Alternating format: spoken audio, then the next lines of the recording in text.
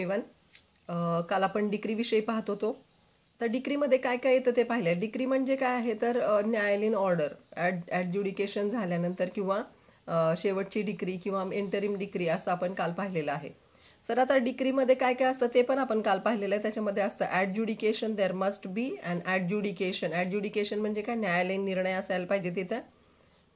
Judicial determination असायला पाहिजे की ज्युडिशियरीने काहीतरी निर्णय दिलेला असला पाहिजे. आणि त्याच्यानंतर आपण ते सूट जे आहे ते पाहिलेलं आहे त्याविषयी. आता आपण पाहतो की decree deem to include the rejection of plaint. पहा, आपण एक स्टेज पाहिली होती की जिथं रिजेक्शन ऑफ प्लेंट झालेलं आहे. मग याला डिक्री म्हणायचं की नाही. So even though an order rejecting a plaint does not preclude the plaintiff from presenting a fresh plaint. पहा, जरी डिक्री झालेली असेल, तिचं प्लेंटचं रिजेक्शन झालेलं असेल एखाद्या स्टेजला की प्लेंट ठीक नाहीये, प्लेंट हे चुकीचं आहे, तर तिथं रिजेक्शन झाले. याचा अर्थ असा होत नाही की जो प्लेंटिफ आहे त्याला नवीन प्लेंट दाखल करता येणार नाही. तो नवीन प्लेंट दाखल करू शकतो. तरी सुद्धा ऑर्डर झालेली आहे की नाही, इथे डिक्री पास झालेली आहे की नाही ऑर्डर, म्हणून it considers as a decree. पाहता, even though an order rejecting a plaint does not preclude म्हणजे विरोध करणे. कशाला विरोध करत नाही? The plaintiff from presenting a fresh plaint. प्लेंटिफला फ्रेश प्लेंट दाखल करण्यापासून थांबवत नाही, रोखत नाही, विरोध करत नाही. On the same cause of action, त्याच कारणावर तो नवीन प्लेंट दाखल करू शकतो चुका दुरुस्त करून. Nevertheless the section 2 subclause 2 of the code specifically provides that rejection of plaint shall be deemed म्हणजे मान्य, deem to be a decree. पहा, रिजेक्शन ऑफ प्लेंट ज्या स्टेजला होतं त्या स्टेजला पण डिक्रीच होते. डिक्री म्हणजे काय, न्यायालयीन निवाडा. मग तो कुठल्याही स्टेजला असू दे. ओके, पहिल्या स्टेजला आहे, तुम्ही प्लेंट दाखल केलं, तुमचं प्लेंट चुकीचं आहे, तुमचं प्लेंट रिजेक्ट झालं म्हणजे डिक्री पास झाली. तुम्ही WS दाखल केलं, WS दाखल केल्यानंतर तुमचा केस चालू झाली. कुठल्याही पॉइंटला तुम्ही छोटे छोटे जे ऑर्डर्स पास होतात त्याला सुद्धा काय म्हटलं जातं, डिक्री म्हटलं जातं. Okay, decree deem to include the determination of any question within section 144 मधला कुठलंही सेक्शन डीम टू इन्क्लूड म्हणजे मान्य केलं जाईल. The definition of decree further includes the determination of any question under the section 144. Such a determination is an appealable decree. हे जे determination आहे ते काय आहे, ॲपिलेबल डिक्री आहे, जे सेक्शन 144 खाली केलं जाईल ते. This section deals with the restitution of the positions of the parties to that prior position which was there before passing any such decree or order. पहा, 144 सेक्शन नुसार पार्टी ज्या स्टेजला सुरुवातीला होत्या त्या स्टेज पर्यंत त्या परत पोहोचणार आहे. म्हणजेच काय, पहा, सेक्शन 144 काय करून देतं, डिक्री पास झाली, त्यांचं प्लेंट रिजेक्ट झालं आणि प्लेंट रिजेक्ट झाल्यामुळे ते पुन्हा मूळ पदाला आले, म्हणजेच त्यांना पुन्हा हक्क झाला. त्यांच्या रॉंग डिक्रीमुळे त्यांना जो काही हक्क हरवला असेल 144 नुसार, किंवा त्यांच्या रॉंग डिक्रीमुळे, चुकीच्या निर्णयामुळे त्यांना जे काही निर्माण झालं असेल त्यांना पुन्हा हक्क मिळवून देतं की तुम्ही ते काय करू शकता, अपील करू शकता त्या डिक्रीवर. Okay, the word restitution means after variation or reversal of any decree. Variation म्हणजे बदल करणे किंवा रिव्हर्सल म्हणजे पुन्हा येणे. Restoring to a party that thing which has been lost by him because of passing of such a wrong decree and in course of execution of that decree. पहा, आता एखादी डिक्री आहे, डिक्री पास झाली पण ती चुकीची decree pass झाली असं जर त्या प्लेंटिफला वाटत असेल तर तो काय करू शकतो, अपील करू शकतो.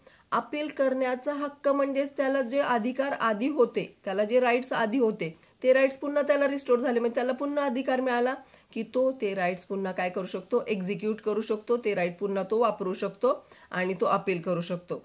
Decree does not include any such adjudication from which an appeal lies as an appeal from an order. आता पहा, आपण पाहिलं की काय काय असू शकतं डिक्रीत, आणि आता पाहूया काय नसतं. Not include. The term decree expressly excludes an application from which on appeal lies as an appeal from an order.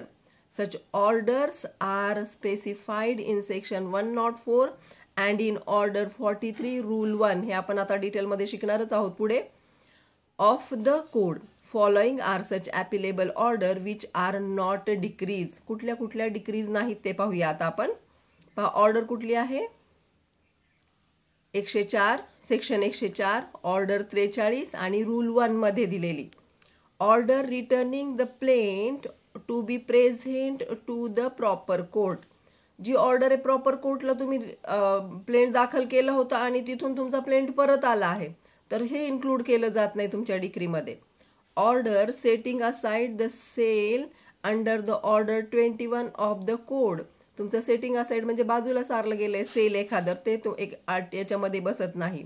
Order rejecting and application for permission or to sue as an indigent person. किंवा तुम्ही जर इंडिजंट person म्हणून जर तुम्ही एखादा दावा दाखल केला असेल तर ते डिक्रीमध्ये येत नाही. The distinction between a decree and an appealable order lies in the fact that in case of decree, a second appeal lies in same cases, but no such second appeal lies from an appealable order. इथं second जे appeal आहे ते आहे याच्यामध्ये. The distinction between काय decree and ॲपिलेबल order. ॲपिलेबल order म्हणजे काय? Decree म्हणजे काय तर शेवटची ऑर्डर. ॲपिलेबल ऑर्डर म्हणजे काय तर तुम्ही ती ऑर्डर घेऊन काय करू शकता, मोठ्या कोर्टात जाऊ शकता, तुम्ही अपील फाईल करू शकता, अपील करू शकता आणि त्याच्यावरून तुम्ही काय करू शकता, न्यायनिवाडा करू शकता. जी ॲपिलेबल ऑर्डर आहे तिला आपण डिक्री म्हणत नाही. Decree does not include any order of dismissal of default. For डिफॉल्टसाठी जर एखादं डिसमिसल झाला असेल, डिफॉल्ट आहे चुकीचं आहे, तर त्याच्यामध्ये जर डिसमिसल झाला असेल तर ऑफकोर्स त्याला डिक्री म्हणता येणार नाही. The words dismissal of default includes dismissal for want of, that is lack of prosecution of proceeding. Dismissal म्हणजे कशासाठी केले? lack of prosecution आहे तिथं of proceeding, and dismissal for default of non appearance of parties. Non appearance पार्टीजच appear झाल्या नाही तर तिथं डिक्री पास होणं शक्यच नाही. म्हणजे ती जे काही पास होईल ते एक्स पार्टी ऑर्डर पास होईल. ओके, हे आता आपण पाहिलेलं आहे. आता आपण काइंड्स ऑफ डिक्रीज पाहूया. The Code of Civil Procedure recognize following classes of decrees. Those are preliminary decree आणि final decree. आणि तिसरी जी आहे ती पार्टली प्रिलिमिनरी आहे आणि पार्टली फायनल डिक्री आहे. आता प्रिलिमिनरी डिक्री नावावरूनच कळत आहे. Where an adjudication decides the rights of the parties with regard to all or any of matter in controversy. पहा आता इथं लाईन बाय लाईन पुन्हा एकदा वाचते. Where an adjudication म्हणजे काय? न्यायनिवाडा. Decides the right of the parties. इथं डिसाइड्स केलं जातं right of the parties with regard to all or any of the matter in controversy.